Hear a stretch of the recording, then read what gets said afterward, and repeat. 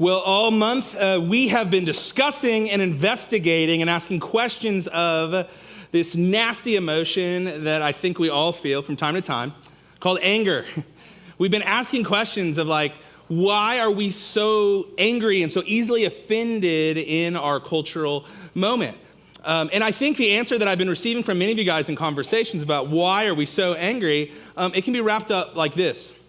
Because Joel, there's so many idiots out there. I mean, do you have to deal with people? People are so dumb and everyone's an idiot except for me, is what we like to say from time to time. And it's interesting. I think we actually like to be angry. We would never verbalize it that way, but there's a part of us that likes being angry because, have you guys tried this before? Self-righteousness feels great. And pride, it's a heck of a drug. And if I am right over here, that means that everybody on the other side of the issue is completely wrong, and I feel amazing in my binary black and white world. And we just take the drug of self-righteousness over and over and over again, and we're puffed up with pride because everyone's an idiot except for me. And we've talked about some of the pitfalls of that and how if you're here and you're a Christ follower, we're called to actually do something with our anger, to dispose of our anger, to offer it to God so there can be reconciliation, a restoration, so we can be free from this destructive force of our anger. The last couple of weeks, we've talked about dealing with difficult people, those people that we all bump into in life that drive us nuts. And today we're going to pivot a little bit from just talking about how Christians, we have to be better at dealing with difficult people. We're going to pivot from that and talk about this. How do church people react to the outside world? How do we respond to the craziness of our cultural moment? What does it look like to be unoffendable Christ followers in the face of what's happening in the political sphere, what's happening in the cultural conversations that we're all swimming in? What does it look like to be unoffendable? What does it look like to actually love the world that we're called to reach and not just be ticked off and angry and offended by the world that God calls us to reach and that God himself says he loves so much? Today, I want to challenge us, and just a warning. I'm going to step on your toes a little bit because I've been stepping all over mine. I'm wearing Band-Aids on my big toes this morning because this is a challenging thing for us to wrap our mind around, and I know I'm not going to gain any new friends, so just remember, we're friends before this starts, right? Well, hold on to that. I want to do this before we get into it as well. I want to give a pass this morning to anybody who's here who might not call themselves a follower of Jesus. What we're going to talk about today, man, I don't want this to be pushed down on you. I don't want this to be binding on you. I want to say this, I'm so glad that you are here. Whether you were drugged here, drug here. Get that guy some water, I guess. I don't know. I'm glad you're here if you're drugged as well, I guess. We'll get you help. Anyway, but whether you were brought here or whether you're just checking the whole thing out, man, we're so glad that you're here. And I hope that you'll lean into today's message if you're here and you're not a Christ follower. Because I think what you're going to see is a picture of what church can look like and what the first group of Jesus followers, how they actually responded to a hostile culture that was very different than theirs. And I think we can all have some wonder towards how they walked it, but also some challenge on how to walk this out. But before we get going into how we're called to do it today, I want to give us a little bit of a history lesson, which some of you, I hear the groans already. But I want to help us record scratch, how did we get here kind of moment. I want us to take a moment to look back to the path that we've been on as a country and as Western society for the last 100 years or so, to give us some context in how we should respond next. And many of you will not remember this. I don't remember this because of my age, but there was a time in American history where being a Christian publicly was culturally seen as a positive thing, a net positive. There were benefits to being out and being a Christ follower in our culture. And this is all say the 1930s to the 1950s. There was an automatic moral credibility that people had. Church membership was widely equated with good character. Novel concept, right? But people would say, they go to church, they're probably a good person. It was probably somebody I can trust. In the marketplace, when you were making real estate deals and when you were applying for credit, lenders often asked if you had church affiliation as a gauge of stability and morality. They would look at these things and be like, well, we could probably trust them and loan them more money. This is probably a good deal because there's somebody who is a Christian. Not only that, but there was a very low social risk to being a Christ follower before the 1960s. Unlike minority faiths or people that were non-religious, Christians faced little discrimination. They only faced an upside. It was a net positive to being a Christian in the culture. And then something happened in the 1960s, and I'll just blame it on the Beatles, those mop tops from Liverpool. But there was a cultural I'm joking, by the way. But there was a cultural revolution that began when things started to shift from a Christian-dominated culture to where I find we are today in a post-Christian culture. There's a lot of things that happened, but one of the things that happened was just demographics and a more diverse society that we live in. Christianity and people that are like Christians for different generations are not a majority culture anymore because of more cultural diversity in our country with different faith backgrounds, which is not a bad thing. I mean, it's a good thing that there's lots of different people here, but because Christians are no longer the majority culture, we don't have the loudest voice and the most voice at the tables, and so people can feel like they're slighted because of that. Not only that, you probably recognize that there's a growing skepticism towards institutions in our culture. Why, you might ask? We don't have enough time to discuss, but there's so much growing skepticism towards any institutions, especially religious institutions that have the chutzpah to speak on behalf of God, right? People are going to be skeptical and cynical of that because, speak on behalf of God, then you find yourself in the newspaper for doing something that God told you not to do all over the place, and then you lose trust from a society.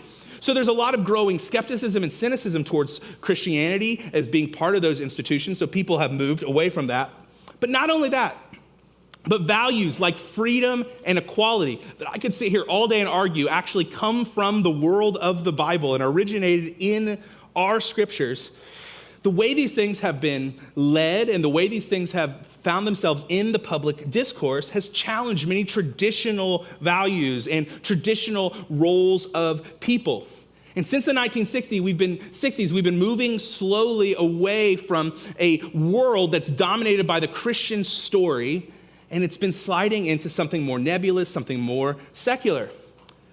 Now, with all that history there, I want us to take just a moment and ask the question, how did the church react to this? How did Christians respond to a rapidly changing cultural landscape? Here's a hint. Not very Christian-like. Not very filled with grace.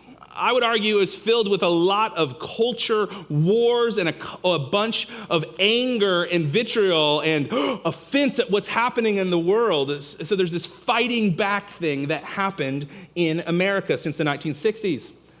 People got together, Christians, church people got together and decided there are books that we need to ban because it's bad for the next generation to read because they're evil books. I remember being a middle schooler, reading my very first Harry Potter book and hearing a whole sermon about how evil Harry Potter was. And then years later, reading the final book and be like, this is one of the greatest Christian allegories ever told. How in the world did we miss this? Maybe you should go read it. It's good. But anyway, people got together and did that. There were Christians that got together and said we need to burn CDs and burn vinyls and not rip CDs and vinyls of secular music. We need to destroy it because it's so evil out there. It was a way to attack what was happening in the culture. Christians band together to protest and boycott companies with signs and chants and songs, thinking that's what's going to actually lead a group of people to know the love and the grace of Jesus. There was also a movement in the late 1970s and gained a lot of traction in the 1980s where people thought we needed to, or some Christians thought we needed to get into the political sphere and we needed to fight fire with fire and legislate Christian morality. If people weren't choosing the way of Jesus, we're going to bake it into the laws and that's how we'll get this thing done, was some of the thinking. Gaining political power. And this was all before social media, where we all have our own individual microphones and megaphones shouting what we think about every issue and giving our judgment on what should be done. Friends, lean in. Let me ask you, give you your Dr. Phil moment. And I'm probably dating myself by saying that. But how's it working for us? how is this culture warrior Christianity? How's this anger and righteousness and gritting our teeth towards what's happening out in the world? How's it working for us? Who's got more peace and solace at the end of the day? Does anybody know anybody who was argued and fought into the arms of Jesus? It's not working for us. There's a watching world that describes Christianity with pride, anger, hatred, exclusivity,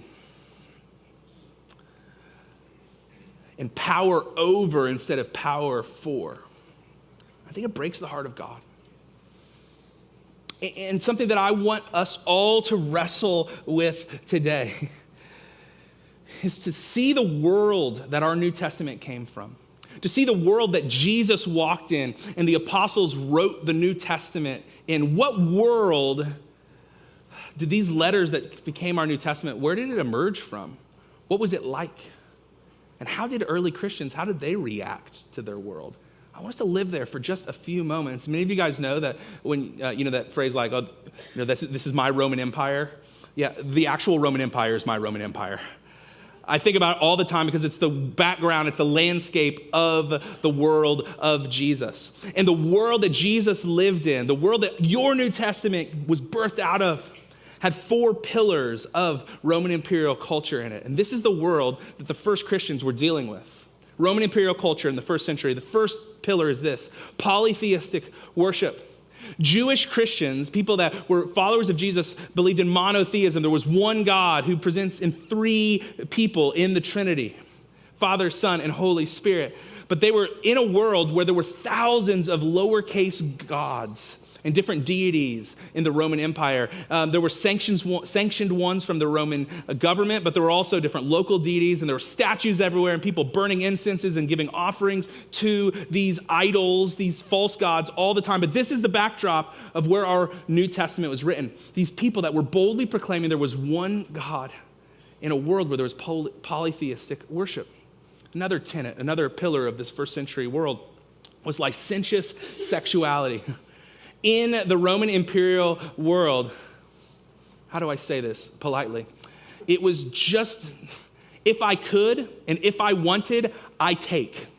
That is how sexuality was understood. This was a world where there was rampant prostitution, where wealthy families, it was just normal for them to have concubines, where men in the household were expected to have extramarital affairs with whoever they could take for themselves using their power. But women, of course, we're supposed to be chaste. And this is a world where I want, so I take, and it doesn't matter who I harm in the process. This is what the Roman Empire thought about human sexuality. And from this story comes this minority take coming from the world of the Bible, saying that every person is made in the image of God. And we honor and respect their body because that's, in a way, honoring and respecting their creator. But this was the world of licentious sexuality that the New Testament came out of. The third pillar is this: entertainment by violence. Some of the biggest crowds gathered as military efforts from Rome came back into town after they were celebrating their latest conquest of murdering and killing and taking over new land. But not only that, bringing it closer to home, as Russell Crowe reminded us in 2000, there were these gladiatorial games where people would gather in the thousands in arenas like the Colosseum to see people battle to the death. And you know who was in those gladiatorial games? Often were Christ followers who were considered less than human, that people would cheer to see them die as they would fight a lion or be eaten alive by an animal or be killed by a gladiator. This was where entertainment was found in the Roman Empire. But maybe the most offensive of them all to early Christians was this reality: that there was emperor worship. That starting with Caesar Augustus, the emperor was not only the political leader of the empire, but he was also divine. He was the Son of God. He spoke for God, and he was the one that could forgive sins. And so you offered sacrifices to emperor. You prayed to and for emperor. It was worship. It was one of the phrases that are on the coinage of the Roman Empire said, "Caesar is Lord," which shot right in the face of Christ followers who said that Jesus is Lord. These were the pillars of the first century Roman imperial world that our New Testament came out of. So the question that I want us to wrestle to the ground, the question that I want to provoke us this morning and challenge us with this morning is this: how did the early Christians respond to the culture that we see here? How did they react to what was happening outside the walls of their worship gatherings and faith communities? I think the New Testament challenges us in so many ways in this, starting with Jesus. You see, often I have conversations with people that want to talk to me all the time about what's happening in our cultural moment. And people hit me with like shock about what's happening and surprise about how our culture is, in their mind, going down the tubes. Like they would say things like this: can you believe what's happening in fill in the blank, in sexuality conversations, or how religion is mocked publicly? Or on the other side, people come to me, can you believe what's happening with how powerful people just keep getting more power, and they're abusing their power, and they're locking out the vulnerable and making more marginalized people? And every one of these conversations, they're like tinged with a couple of different spirits or attitudes. Part of it is like, isn't it so sad that God is losing ground? Isn't it sad that it's not going the way that God wants it to go? Isn't that tragic? And so from that sadness comes, anger of like, we need to do something about it. And we get so offended at what's happening outside in the world. And it honestly ends with a deep sigh of despair. Oh, I can't believe it. It's just so bad. And I don't know what we're going to do. We're just going to have to fight back because it's not okay what's happening out there. And I think Jesus actually pokes at this. I think Jesus actually gives us some wisdom that is hidden from so many of us for so many different reasons about how to respond to this. And I think it's found in the Sermon on the Mount. Sermon on the Mount's the most famous sermon ever given, the best sermon ever given by Jesus. And he begins with what's called the Beatitudes, where he makes these confusing statements about what God is up to in the world and who he's inviting into his kingdom movement. The up there coming down here. What's it look like when people are a part of that? And who's invited? He says these upside down statements as he begins his sermon. He said, blessed are the poor in spirit, for theirs is the kingdom of heaven. Blessed are those who mourn, for they will be comforted. Blessed are the meek, for they will inherit the earth. And on the surface, these are upside down statements. They're confusing statements. Jesus is saying, who should really be happy are the poor in spirit. Should really feel like divinely fortunate and blessed are those who mourn. And blessed are the meek, not the powerful, but those who don't look like they're strong on the outside looking in, for they'll inherit the earth. I mean, these are upside down statements. But again, Jesus is saying, what I'm bringing into the world, what I'm inviting you into is upside down in nature. And he says these things to get us thinking differently about what he's doing in the world. But there's some confusing statements he makes at the end of this list in the Beatitudes that honestly, modern Western Christians, we skip over all the time because we don't know exactly what to do with. I want to lean into them today. Jesus says this near the end of the Beatitudes. He said, blessed are those who are persecuted because of righteousness, for theirs is the kingdom of heaven. Blessed are those who are persecuted, who have opposition or treated unfairly because of righteousness? Jesus, did you really mean blessed? Like, really? Like, what are you talking about? And I think he recognizes that we're going to bump up against that, and it doesn't make sense to our ears because this is the only beatitude that he doubles down on and he reiterates in a different way with the next two verses. He's like, let me explain it a different way. You're not getting off the hook for this. Let me say it this way. He says this next. Blessed are you when people insult you, persecute you, or falsely say all kinds of evil against you because of me. He brings some more color to it. And he says, hey, you're actually divinely fortunate. God's favor is upon you when people say things that aren't true about you, when they cheat you or they treat you unfairly and they say all these terrible things about you. You're actually in line with what I'm doing. You are blessed. You are part of my kingdom. He takes it one step further in the very next verse, in verse 12, and he actually gives a command based on these Beatitudes. And he says this, if that's you, rejoice and be glad, because great is your reward in heaven. For in the same way they persecuted the prophets who were before you. He says, rejoice and be glad. When things look like they're not going the way they should go and you feel like you're on the underside and it looks like God has lost control of the story, here's what I want you to do. I want you to celebrate. I want you to realize that there's more going on than what meets the eye. In other words, we'll say it this way. Opposition should be a joyful confirmation, not a catastrophe. When we face opposition in our faith, when it looks like things are not going the way they should be going, we should actually have joyful attitudes about it. So often we're like clutching our pearls and we can't believe it and we're shocked about it. But what Jesus is saying, he's saying you should actually have a joyful confirmation, not treat it like it's a catastrophe. A confirmation because Jesus says that many people have gone before you. You're not alone. And if no one is firing at you, you're probably not in the game. But you know what? Opposition should be a joyful confirmation. Jesus is not saying that he's lost control or God is not in control. He's saying this is what happens when heaven crashes into earth. There's going to be opposition.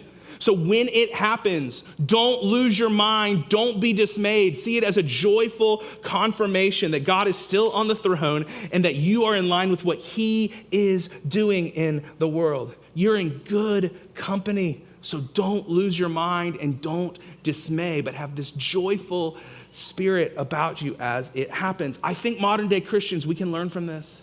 I think we should check ourselves in how we react to what we read online and what we see happening in the world and not lose our ever-loving minds like God is not, he's fallen asleep at the wheel. But we see that he is still in control and he's still calling us to partner with him. I mean, beyond this, to take it a couple steps further, isn't it true that it's like human nature for us to judge and police other people's behavior? Like, I know, I'm so good at it. I'm so good at seeing what other people should be doing, and it's something that I don't do all the time either, right? Like, we all can fall into that. I think it's very human of us. I mean, I see it with my two boys at home, a 6-year-old and a 4-year-old. They're really entering into the tattletale phase. Like, oh, mom, dad, oh, he broke my toys, or he hit me first, and that's why I'm hitting him in response. My favorite one is this, at a mealtime or right before bed. Mommy, Daddy, Thomas had his eyes open during prayer.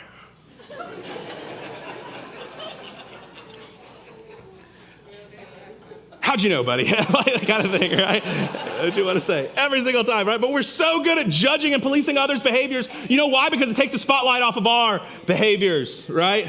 And it excuses us.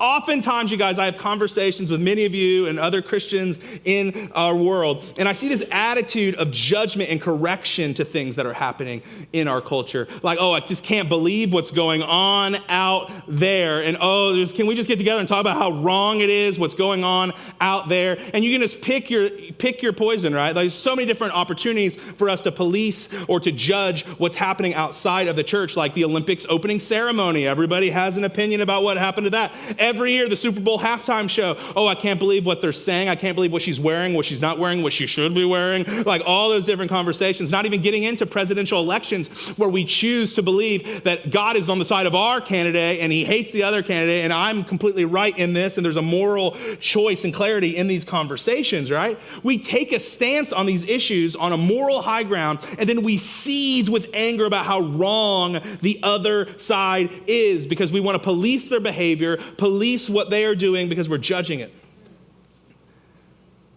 Paul, who's a church planter in the first century, he speaks to this. He's helped plant this church in this place called Corinth. And I like to say this about the church in Corinth. It's kind of the Jerry Springer church.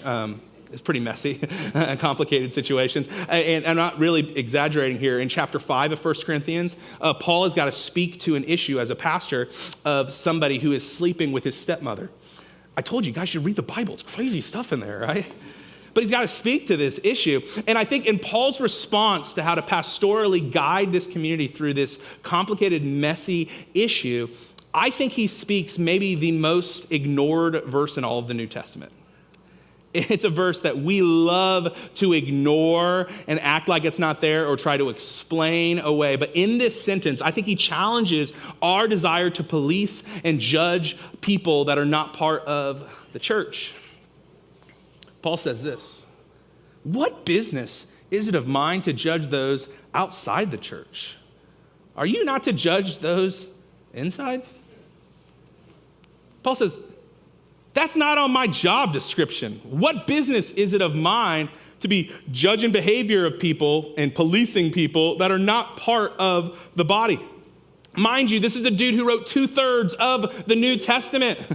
He's got some bravado. He's got like some skills to get in the fray of things. But he's saying, this is not my job to do. It's way too heavy of a weight for me to carry. That's God's job to judge those outside of the church. It's not my gig. He says something else here that we find uncomfortable, but I think it makes a lot of sense in this conversation. He says, are you not to judge those inside?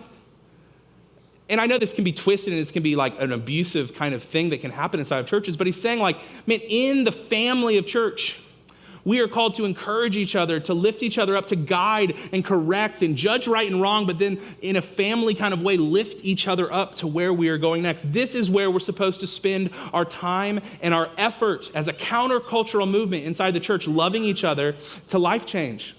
I find it so interesting that so often there are conversations of, can you believe the evil that's going on out there? Can you believe what the devil is up to in our culture and politics or in this conversation? And I just can't believe how evil is just ruling the day out in the big bad world. I hear those conversations all the time. But you know one of the main places that Paul actually talks about the devil and talks about evil? It's in a verse that we've been looking at the last couple weeks. He's writing to a church in Ephesus. He says this. This is where Paul talks about the devil's at work. Do not let the sun go down while you are still angry, and do not give the devil a foothold. This is where Paul talks about the devil at work. I think Paul would like to tell us that when we're so worried about evil stuff out there, the call's coming from inside the house, y'all. Seriously. This is where there's evil work, is when we live with seething anger and judgment towards other people, and we're so offended by them and we hold on to that offense. This is where we give the devil a foothold. So we should take care of our own business, take care of things on our side of the street before we start making a mess of things out in the world. Let me ask you this, guys. How much of our time and energy is spent on angrily judging people that aren't Christians to begin with? How much of our mind space and our energy and our vitriol and our blood boiling has to go with like the idea of what's happening out there in the world? As your friend, as your pastor, leave Olivia Rodrigo alone. Stop squawking about what Tom Cruise said. And please leave Taylor Swift alone too, because I'm afraid of Swifties. So let's just leave her alone. She's great. Anyway, awesome, perfect.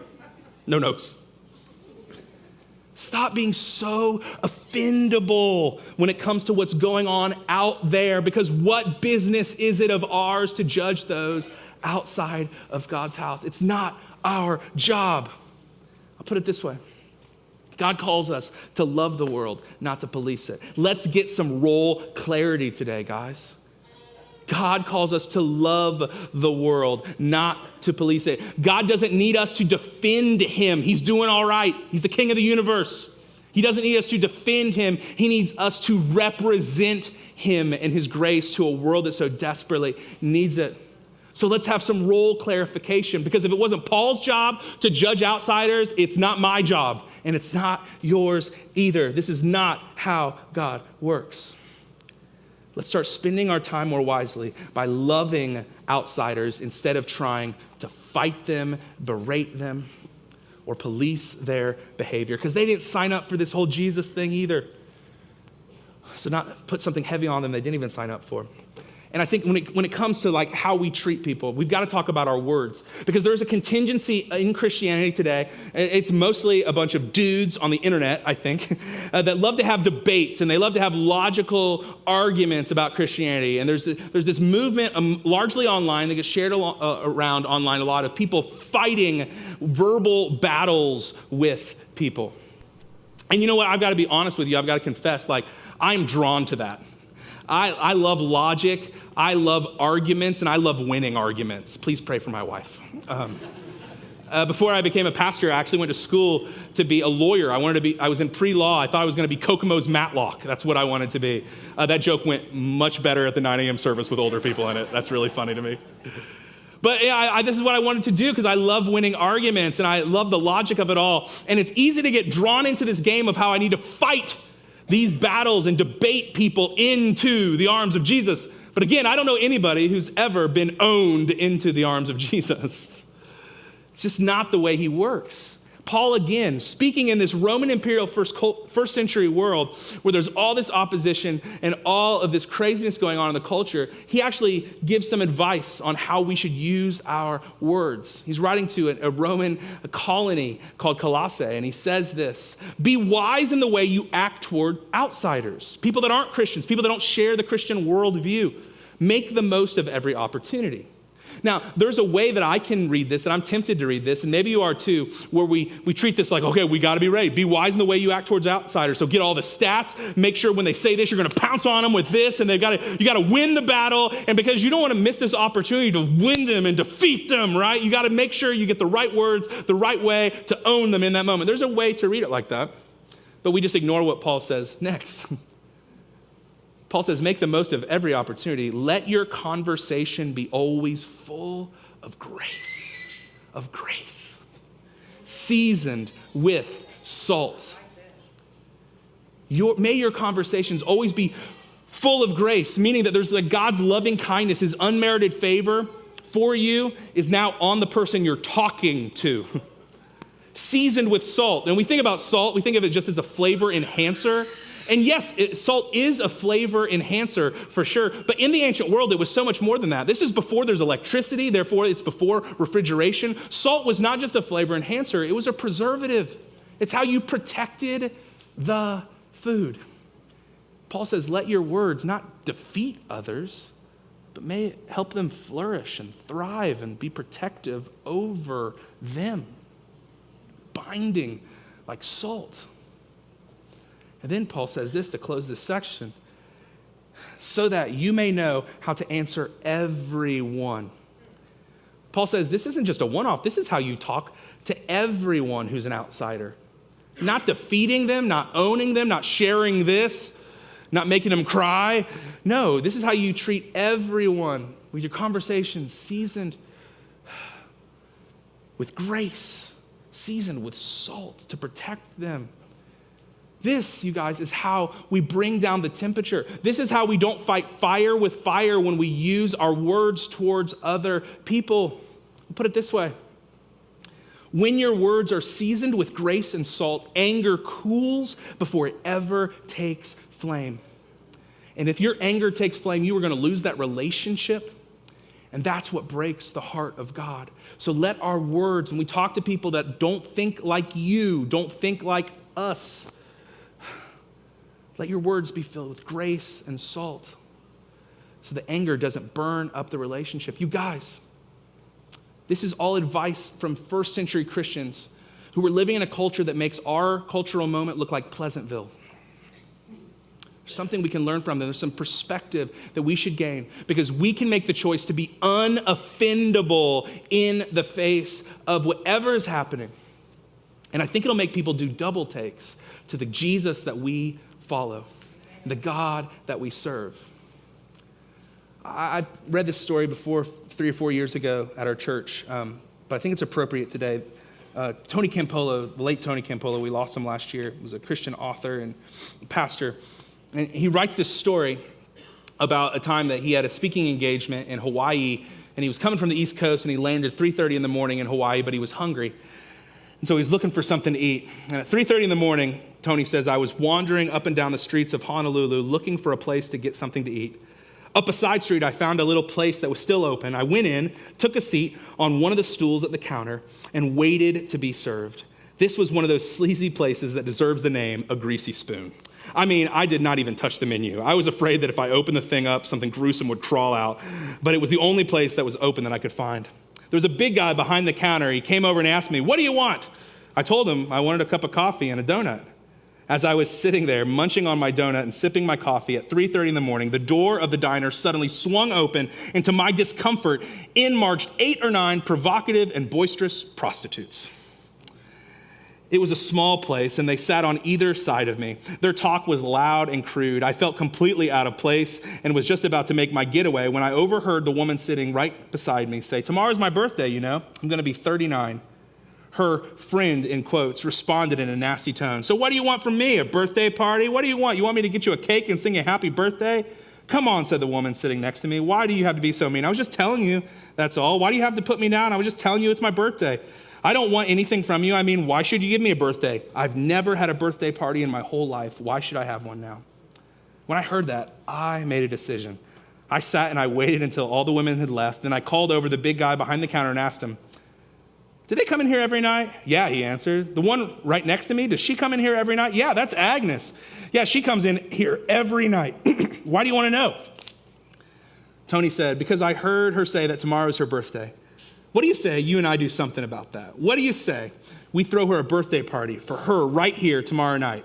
A wry smile slowly crossed his chubby cheeks, and he answered with measured delight, that's great. I like it. That's a great idea. Calling to his wife, who was the one cooking in the back room, he shouted, hey, come out here. This guy's got an idea. Tomorrow's Agnes's birthday. This guy wants to go in with me and throw her a birthday party right here. His wife came out of the back room all bright and smiley. She said, that's wonderful. You know, Agnes is one of those people who is really kind, and nobody ever does anything nice or kind for her. Look, I told him, if it's okay with you, I'll get back here tomorrow morning about 2:30 and decorate the whole place. I'll even get a birthday cake. No way, said Harry. That was the guy's name. The birthday cake's my thing. I'll make the cake. So at 2:30 the next morning, I was back in the diner. I had picked up some crepe paper decorations at the store and had made a sign out of big pieces of cardboard that read, happy birthday, Agnes. I decorated the diner from one end to the other. I had the diner looking good. The woman who did the cooking must have gotten the word out on the street because by 3:15 a.m., every prostitute in Honolulu was in the place. It was wall-to-wall prostitutes and me. At 3:30 on the dot, the door of the diner swung open and in came Agnes and her friend. I had everybody ready. After all, I was the MC of the affair. And when they came in, we all screamed, happy birthday. Never have I seen a person so flabbergasted, so stunned, so shaken. Her mouth fell open. Her legs seemed to buckle a bit. Her friend grabbed her arm to steady her. As she was led to sit on one of the stools along the counter, we all sang happy birthday to her. And as we came to the end of our singing with happy birthday, dear Agnes, happy birthday to you, her eyes watered. Then when the birthday cake with all the candles on it was carried out, she lost it and she just openly cried. Harry gruffly mumbled, blow out your candles. Come on, blow out your candles. Cut the cake, Agnes. Yo, Agnes, we all want some cake. But Agnes looked down at the cake. Then without taking her eyes off of it, she slowly and softly said, look, Harry, if it's all right with you, if it's okay, can I keep the cake a little while? Is it all right if we don't eat it right away? Harry shrugged and answered, sure, it's okay. If you want to keep the cake, keep the cake. Take it home if you want to. Can I, she asked. Then looking at me, she said, I just live down the street a couple doors. I want to show my mom this cake because I've never had a birthday cake before. I'll bring her right back, I promise. She got off the stool, picked up the cake, and carrying it like it was the Holy Grail, walked slowly towards the door as we all just stood there motionless. She left. When the door closed, there was a stunned silence in the place. Not knowing what else to do, I broke the silence by saying, what do you guys say we pray? Looking back on it now, it seems more than strange for me to be leading a prayer meeting with a bunch of prostitutes in a diner in Honolulu at 3:30 in the morning, but then it just felt like it was the right thing to do. I prayed for Agnes. I prayed for her salvation. I prayed that her life would be changed and that she would be healed from all the trauma that men had afflicted upon her and that God would be good to her. When I finished praying, Harry leaned over the counter with a trace of hostility in his voice. He said, hey, you never told me you were a preacher. What kind of church do you belong to? And in one of those moments, when just the right words came, Tony answered, I belong to a church that throws birthday parties for prostitutes at 3:30 in the morning. Harry waited a moment and then almost sneered as he answers, no, you don't. There's no such church like that. If there was a church like that, I'd join it. Wouldn't we all?